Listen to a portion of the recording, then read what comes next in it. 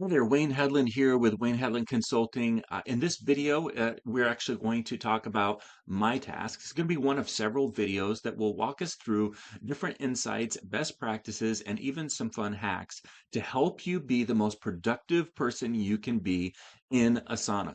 Now, like I said, this is one of several videos. This video tutorial is specifically designed for anyone who is using Asana, who is either a guest on the account. In other words, you're not a full-fledged member in the account, or you're using the free or starter plan. If that describes you, then stay here, watch this video. If you're using the advanced, enterprise, or enterprise plus, you definitely want to go to the next video where we talk about how to set up your rules in a little bit more advanced and cleaner way. We can't do that in these tiers, the starter tier and the free tier, or as guests, but we're still going to be able to set this up so that you can be successful. All right, so let's go ahead and dig in and let's talk about how we can set this up so that you can be most productive. We're logged into the account here with my good friend Fred Flintstone. I'm going to jump over to his My Tasks. The first thing that we're going to see is My Tasks is overwhelming, and hopefully you already understand the My Tasks feature is hugely important. This is where Asana is going to put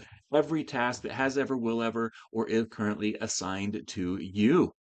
And so this is your place where you can curate and organize and prioritize your tasks and your to-dos.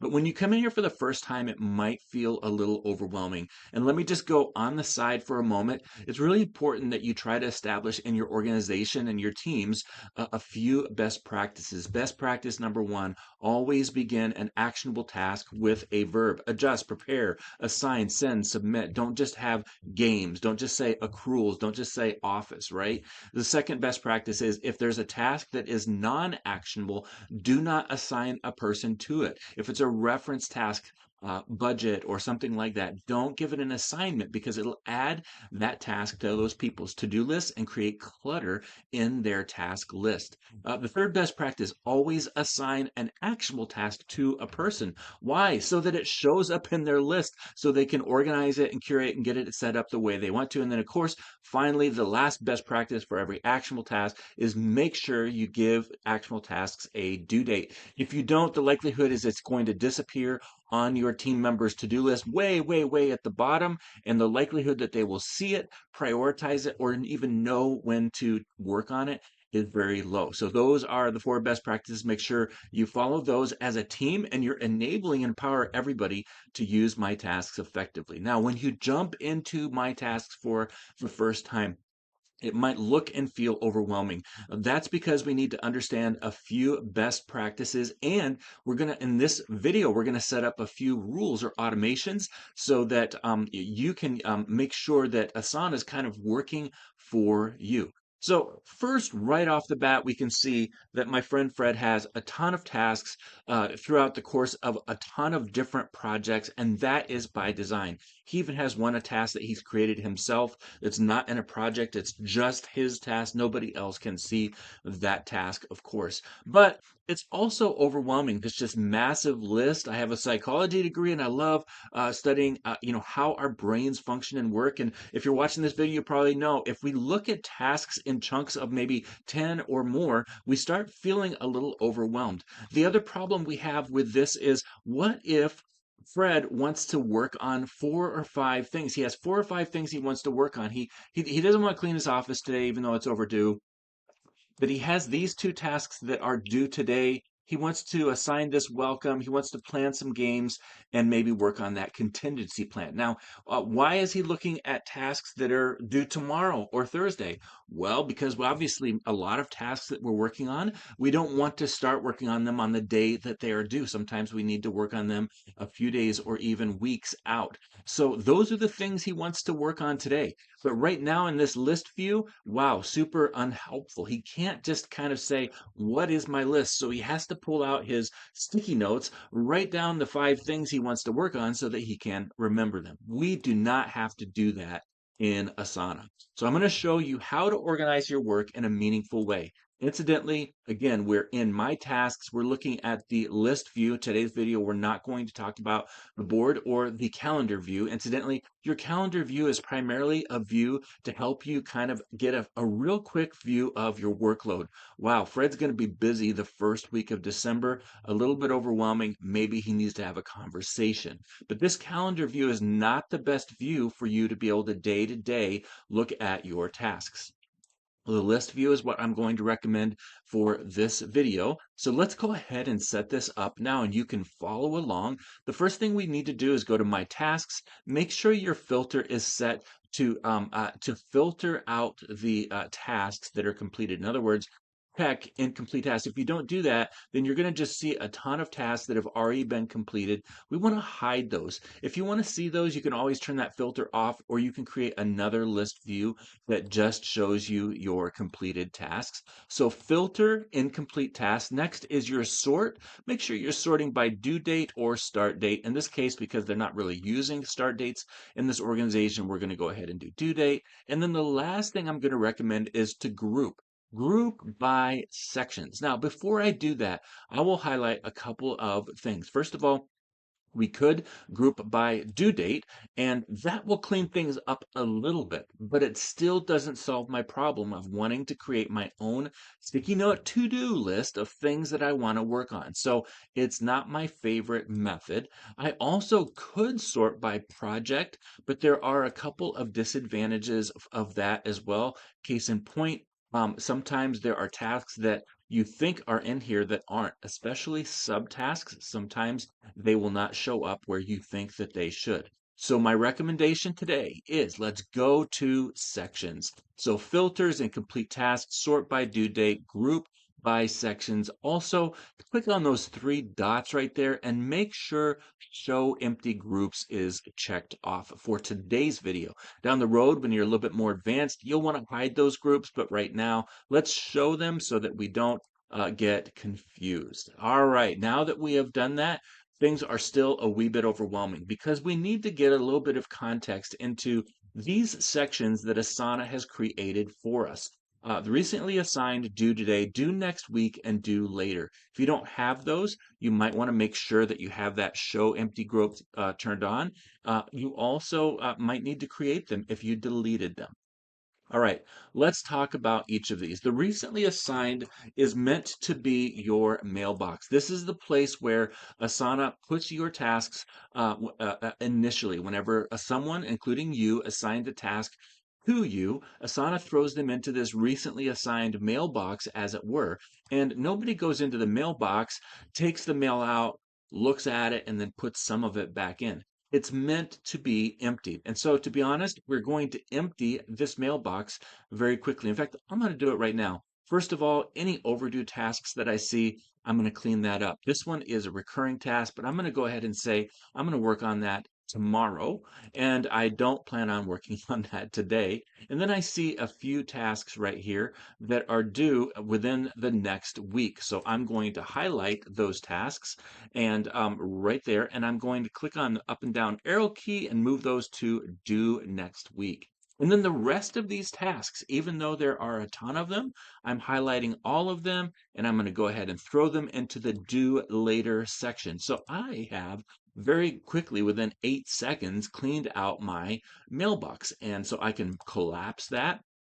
And now I can focus on these sections. The due today section is not meant to be confused with due today. No, no, no. That is actually not what this section's meant to be, although there will be tasks there that are due today. This is actually your to-do list for today. This is where you're going to put those 5 tasks that you want to work on today. So this is literally your let's do this today. The due next week, I like to change it for people and say, this is actually due within the next week. In other words, it's not like next Monday through Friday. Really, what this section is going to be is any tasks that are due within the next 6 to 7 days, all right, within the next week. And then these are tasks that we're going to do or that are due later. All right. Now, if I go ahead and expand this, this one's empty. The due today, I already have a few tasks that I've already connected there. That's great. The due within the next week, I can see all the tasks that are up and coming.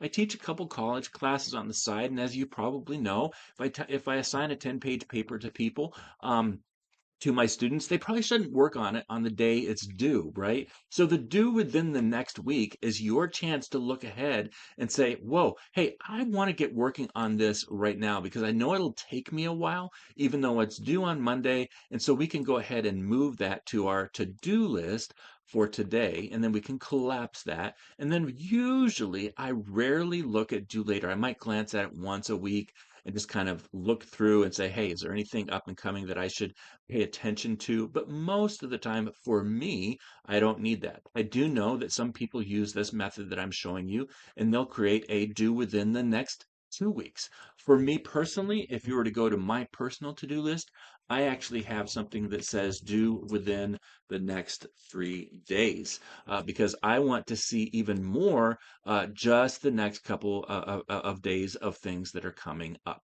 All right. Now, with that in mind, now we have this set up in a way that makes sense. So now I can feel empowered to start working on my to-dos. This is my sticky note. This is my list of the things that I want to work on today. And of course, as I get those things done, I'm going to mark them as done. I'm going to feel super good about the things I'm accomplishing. I'm even looking ahead and working on things that are up and coming. So excellent. So hopefully by the end of today, I'll be able to say, hey, this is completely cleaned up. Or perhaps there might be one thing left, which is fine. Because next week, or I'm sorry, tomorrow when I come in, I'll just go ahead and start working on what I have left over. These tasks that are due tomorrow will be due today, and everything will be hunky-dory fine. So this is how this is meant to be used. This isn't something I created. It's a method that really was designed not just by Asana, but in bigger picture productivity circles of, hey, let's gather our information, let's triage it and organize it. And so we have the list of things that we need to prioritize that are important to us right now for today. Now, there's one more super important thing before we finish this video tutorial, and that is we need to hire Asana to organize these tasks for us every single day. This is very important. If you stop here, then this is not going to work because guess what? These tasks right here that are due tomorrow, as of right now, there are no rules or automations in place. And so tomorrow morning, when Fred comes into his to-do list, he's going to see these 3 tasks and they're going to say today, right? But they're still going to be in the due within the next week section. And the last thing we want is to force Fred to have to manually move all these tasks around on a day-to-day basis. I don't want him to open up due later and move any tasks that are due within the next week manually, right? So we're going to basically say to Asana, listen, you're going to move those tasks around for us. And so what I'm about to show you is not super hard, but I'm going to recommend you create 7 rules. And again, this is just if you're a guest or in the starter or free account. 7 rules that will tell Asana to automatically move these tasks up the ladder, as it were, to the sections that you have. So let's go ahead and do that right now. Again, not super hard. You can always stop or pause this video until you make sure you understand. So in your My Tasks, once you have your sections set up and your filter and sort, you're going to pop over to the Customize tab, going to jump over to Rules, and you're going to click on Add Rule. And when you open this, because you are a guest or on the starter plan or the free plan, you may not have all of the options that you're seeing here, or they might look different.